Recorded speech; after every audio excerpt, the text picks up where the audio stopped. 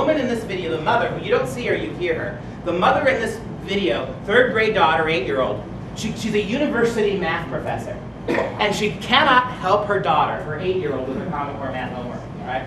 And so watch this little video unfold, and you'll get a sense of what we're talking about. Here's your difficult math problem. Add 1568, 1423, and 680. So what I want you to do is, can you solve that problem showing me the way that you learned how to solve it in school? And talk to me while you're solving it. So we learned that a big square like this is 100.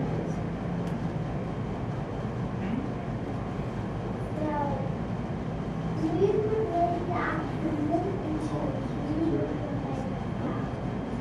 So a square is 100 and a cube is 1,000.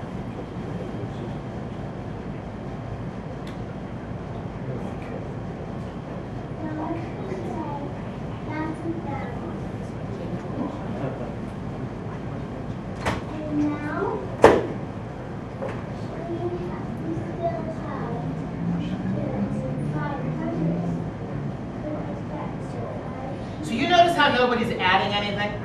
This is just what you have to do to get the first number on the board. The lines are tens.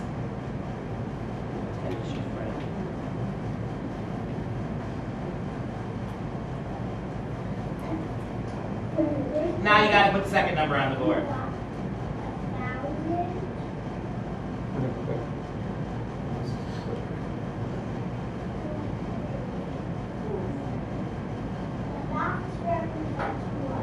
Okay. Now we have to add all of these together. So you could make 1,000. All of these together is 400. Now you need 600 more. So now I'm going to write the numbers down. So we have 1,000 plus, let's just say 3,000. So we have 3,000 plus 1,000. So now we can erase all these feet and 110.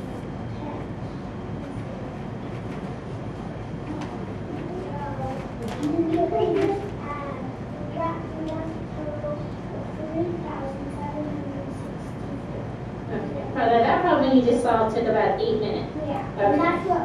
Now listen to this. But at home, I'm taught how to stack.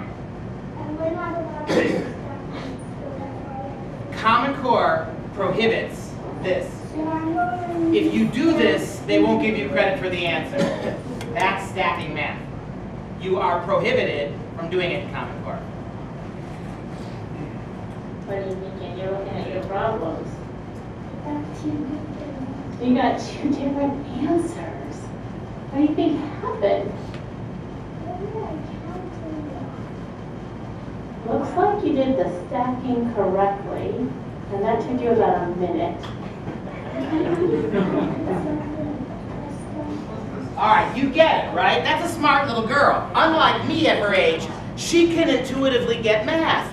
You see how mathematically efficient it is to put the numbers and stack them? I'm not kidding you. You are not allowed to do it in Common Core. If you teach your kid that at home, and he goes and takes a test in a Common Core classroom and does it that way, they mark it wrong. As Milgram points out, look, I don't want to be glib. I get that kids learn differently. I get that there may be some kid out there somewhere who could benefit from doing all the drawings. But see, this is another way that Common Core is deemed developmentally inappropriate for little kids. If you're in 6th grade, or you're 5 or 6 or 7 years old, your brain has not developed enough to be abstract yet. You've been around 5 and 6 and 7-year-olds, 8-year-olds. They're literal. They're not abstract. When you take a 7-year-old and you make them take a number, which is a concrete thing, and convert it to a picture, most of them can't do it. Their brains haven't evolved that way. When Washington State said at the youngest grades this is completely developmentally inappropriate for our kids, that's what they meant. And as Milgram rightly points out, there is no justification for getting rid of things like stacking, which are that's math, right? Listing what you're doing, whatever you want to call what you're doing in Common Core, it's really not math anymore. And if you're a kid, if you're one of those kids who can really excel at math, what's this going to do to you? If you got a kid like me, right? If you had put me in a group of two other kids, me and two other kids in 3rd grade math, and all I have to do is agree, I'm going to pick the kid with the sweater vest and the glasses, and I'm going to agree with everything he says. Now, if you put me at a whiteboard, 8 minutes to do a simple math problem, when in a 30 seconds you can do the stacking. If you're, as Milgram points out, if you're spending so much time working these ridiculous problems, wasting class time not teaching but putting kids in groups, that explains why, in every high-achieving math country on earth, all the places where they educate their kids very well, places like Sweden and South Korea, where they do really good math teaching, they start serious algebra in 7th grade or even in 6th grade. In No Child Left Behind America, our kids don't even start algebra till 8th grade. And under Common Core, algebra is pushed into high school. And as Milgram points out, if your kids aren't starting serious algebra till they're freshmen in high school, there's no way they get to calculus anymore. In fact, school districts all across the country are taking calculus out of the high school rotation because the kids won't get there. And they're not going to offer it to the 1 or the 3 or the 10 kids who are good enough to take it. They're not going to offer it because that wouldn't be socially just. And so what do you got? Again, I say this because this may be the important, if you're at all concerned about the future of this country in math, science, and technology, this may be the most important video I show you all night. Don't listen to me. Listen to them. That's Jason Zimba. There he is. He is one of the 5 people who wrote the standards, more or less. He is the man most responsible for the math standards. He is called the architect of the Common Core math. In this short video clip, you won't see her. He's being interviewed by Sandy Stotsky, your Massachusetts Sandy. And she gets him to admit on camera that we didn't write Common Core math to prepare your kids for, they will not be college ready when they're done with it. And they will not be prepared for STEM careers because of our math program. He admits it. Him, listen. The definition of college readiness, I think it's a fair critique that it's a minimal definition of college readiness. Dr. Stotsky, your definition of college readiness, you're right. What we've done is a minimal definition of college ready. Now listen to that again. The definition of college readiness, I think it's a fair critique that it's a minimal definition of college readiness. For some colleges. Well, for the colleges most kids go to, but not that most parents probably aspire, right? It's not for STEM, it's not for international. That's true. It's not only not for STEM, it's also not for selective colleges. It's not, every time she criticizes him, he criticizes himself more. Not only is it not meant to prepare your kids for STEM careers, it's not even going to prepare your kids for math at selective colleges. What does he mean by that? He's going to go on to give the example of Berkeley, UC Berkeley. And what he's going to say is, if your kid wants to get into UC Berkeley, she better have pre-calculus, even if she doesn't want to be an engineer, but that's disarming, that's deceiving. Do you know what we mean when we say a selective college? A selective college is any college that has a basic math entrance requirement. All of them do. Go back, I won't stop at this time. The end gets even better. Listen to this one more time.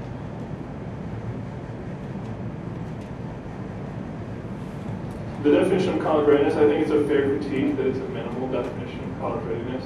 For some colleges. Well, for the colleges most kids go to, but not that most parents probably aspire, right? It's not for STEM, it's not for international. That's true. It's not only not for STEM, it's also not for selective colleges that, for example, UC Berkeley, whether you're going to be an engineer or not, you better have pre-calculus to get into UC Berkeley, right? And that's true. I think the third pathway goes a lot towards that, but your issue is really broader than that. Yes. So I just wanted to make sure that we got that I'm out. not saying it's selective colleges. There's a much broader question here. That's right. It's both, I think, in the sense of being clear about what this college readiness. Listen to Sandy. And that's the big subject. But don't you call something college ready when it only applies to a certain kind of college and a certain lower level of mathematical expertise? that won't buy you far on the international market in most major disciplines of technology, economics, business, and so on. All I can do is shake his head yes. And if you think I've edited the video, you can watch the whole thing on YouTube. I'm telling you, he beclowns himself much more in the bigger video. How's that for a word? Beclowns himself. Yeah, but you heard it. This is the guy that wrote the standards, telling you we didn't mean this for STEM careers. We didn't mean this for math at the best schools. This is, as Milgram says it is. In order to make a bad math student like me feel better, you're going to hold down a really good math student. In order to make a bad reader feel better about himself, you're going to hold me down. What would my life have been like if I was stuck in 3rd grade reading 3rd grade books instead of the high school books I was reading for 7 years before I got there? What would have happened to whatever love or ability I had in reading or writing? But this is the objective. How about this? 2nd grade math problem. Tell how to make 10 when adding 8 plus 5. Little boy writes, you cannot make 10 with 8 plus 5. Teacher marks it wrong and writes, yes you can. Take 2 from 5 and add it to 8. 8 plus 2 equals 10, then add 3. And I suppose if you think about that long enough, it makes a kind of sense, but you're not doing math anymore. This is math Mad Libs. What you're playing is word games with numbers. And for somebody who is numerically gifted, you're going to destroy it. This is not math anymore. What are you doing here across the board? And the science. I told you they're already putting science in your schools, even though you never voted for it or took it. Watch this little ditty. So do you understand why this is an appropriate one? Other week, Jim wanted to get her bio homework on DNA done when she got to a question that stumped her. It reads, the sister of the mom above also had issues with finding out who the father of her baby was. She had the state take a blood test of potential fathers. Based on the information in this table, why was the baby taken away by the state after the test? After that question, is it happy enough? Look at the potential fathers. Bartender, guys, the Dr. Larry Macy took one look at this piece of homework and flipped. What is this? I couldn't come up with the words. I'm like, oh my God. It's teaching them that it's okay to not know who it is because you can get the state help you. And if you can't help you, they're going to take your child away. It's not the way it is. Are you fired up? Oh, I was beyond fired up. But you know, what really misses both the reporter and the dad miss the real point of that assignment. This is a basic science problem using math, right? It's probabilities. Remember when we were doing this? It was always a white bunny has pink eyes, right? And you did it that way. But now you've got fly the friendly skies with flight attendants apparently joining the 300-mile club. The way they frame, but even that's not the big problem. Parents don't own their children, the state does. You're right, but the big problem with this, think about it. All that math and all that science isn't what the point of the question was. After you do the ratios, tell us why the state took the baby away from the mother. Science questions, math questions get reduced to exercises in sociology. In other words, the politically correct sociological conclusion is more important than the science in science class, and more important than the math in math class. Reading about global warming and President Obama's own executive orders is more important than reading great books in English class. Because it makes a point that is political and sociological. You're right, sir. They're reshaping your kids through education. They're de-emphasizing knowledge, learning, and achievement, and they are overlaying all of this with very specific political objectives, all of them ideological, too. And then one more of these. You just type in stupid Common Core math in Google. You'll find 10,000 of these, if you think I'm cherry-picking them. How about this?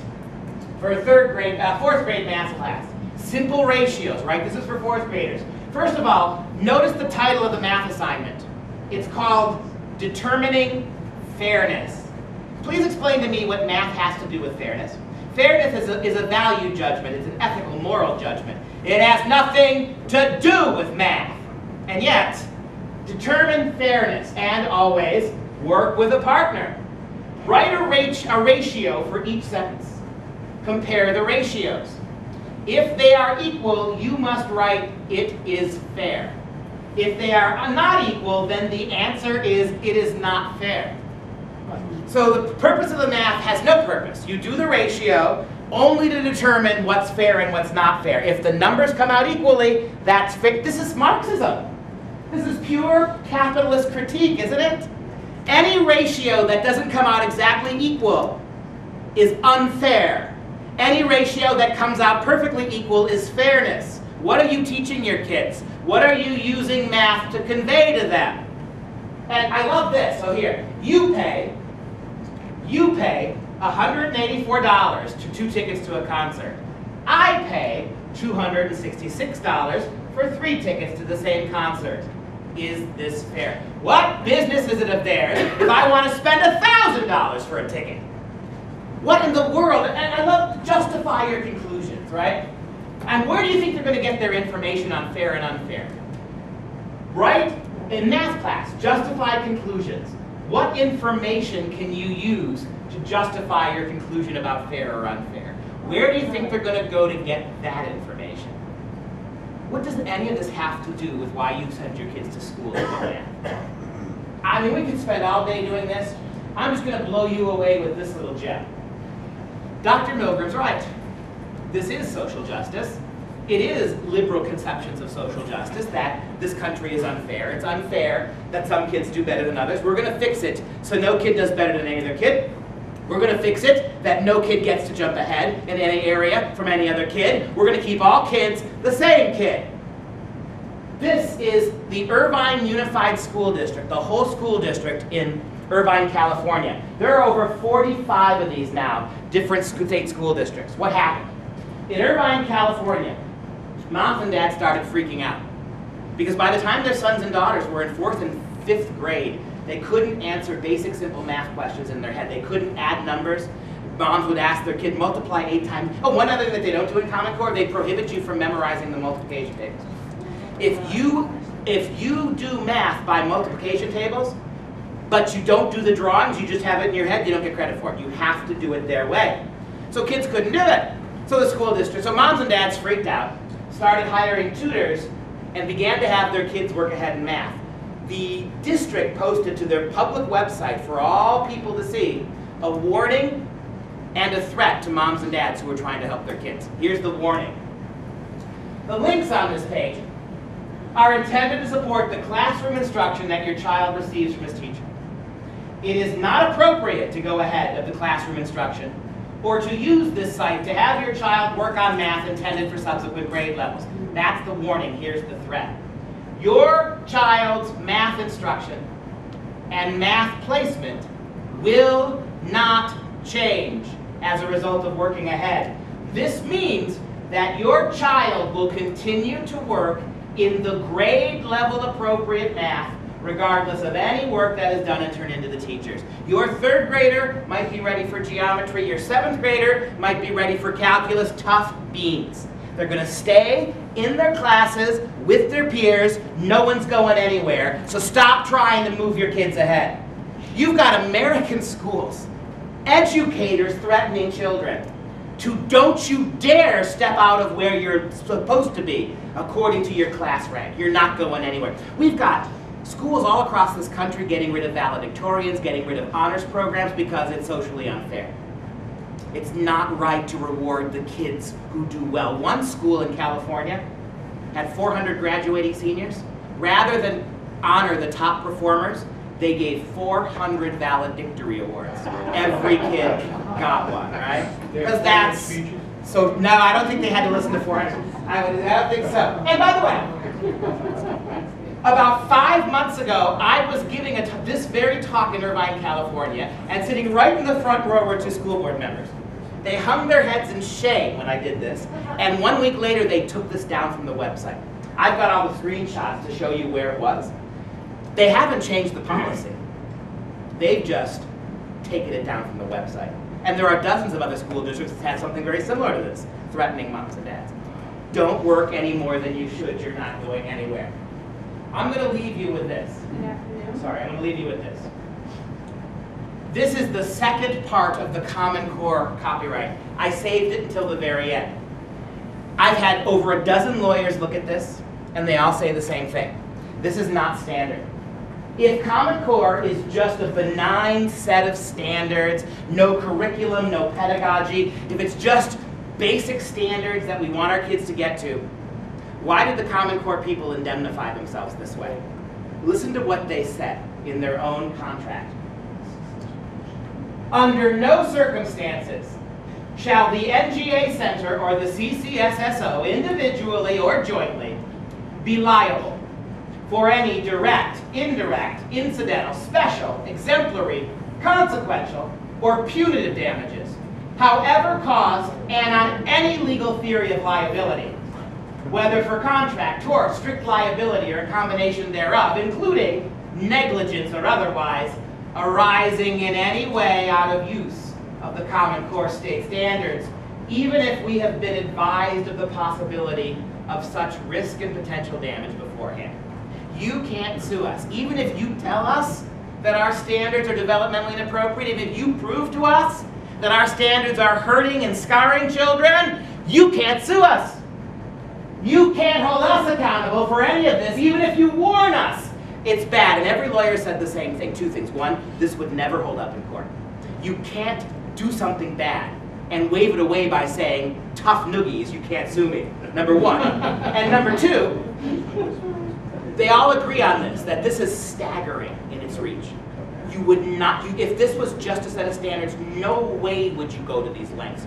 They know what they're doing. They knew what they did. This is not an accident. This is not a conspiracy. It's not a right-wing fantasy. This is the reality of what they've done. It's in their own documents. Now look, you heard Bill Gates, you heard David Coleman, you heard Jason Zimba. You've heard these people tell you what they want to do. You've heard them do it. You know you had better standards. You got rid of them for this. We're beginning to see the impact of this across the country. It's horrifying. Kids not wanting to go to school. Kids hurting themselves. Kids rebelling. Kids freaking out. Kids who love math, quitting math, wanting no part of it. We've got CPA grandfathers who cannot help their children with their math homework. And as Milgram points out, there's the only way you would do this. There's only one answer, Milgram says, for creating a math program that prohibits parents from helping. You want to separate them from their children. There is no other argument. There is no other answer to be made. Only the state schools can help the kids with the math now. Not you, not me, not the CPAs, not the bankers, not the mathematicians, the university math professors. The only people in charge of this are the state schools now. That's what they're doing from top to bottom. Well, I thank you very much for sitting through that. And can I make one little point? And I hate to be the guy doing this, but I think I have to. On the way out, particularly if you came in late, I do not charge a speaker fee to be here. They don't pay me for these talks. I don't ask for any money. But the people who help me come here put me up in hotels and fly me out here. So if you've got a couple bucks you can throw in the basket, that's just going to go to reimburse people like you who brought me here. I don't benefit from it. Maybe if you can give them a couple bucks to recoup that. This room alone costs, I think, $350 just to host us, right? So no one's making money off that, least of all me, but if you can throw a few bucks in, that will simply go to cover the costs that were laid out here. Thank you very much for listening, and I will take your questions.